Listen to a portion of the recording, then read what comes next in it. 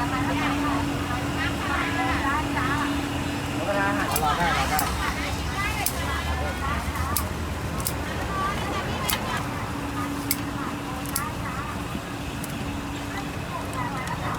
แต่งงานกันนะ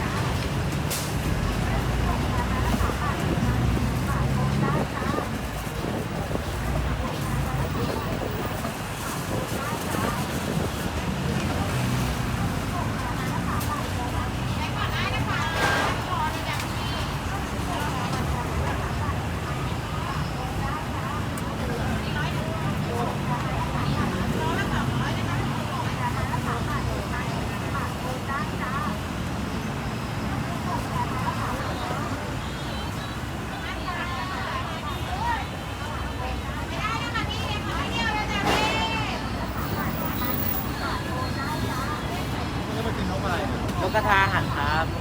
ใช่ครับ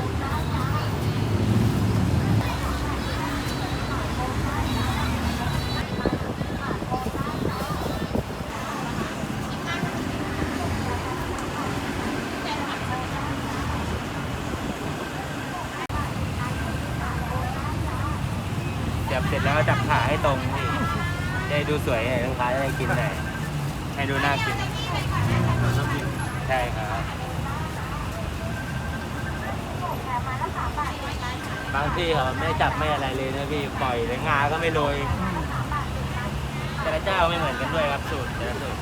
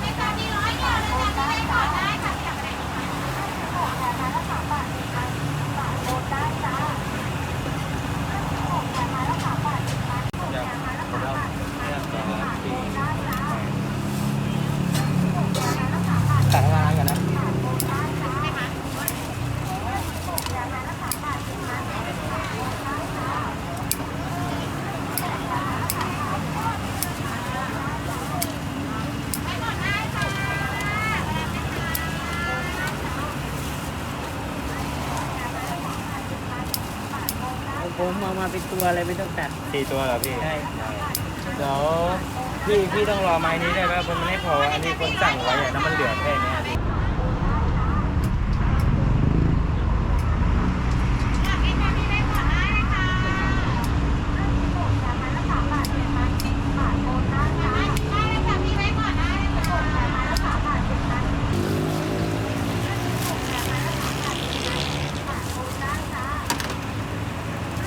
ได้แล้วจ้า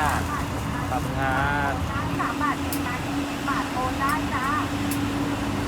แถมไม้ละ3 บาท10 ไม้20 บาทโอนได้จ้า รอได้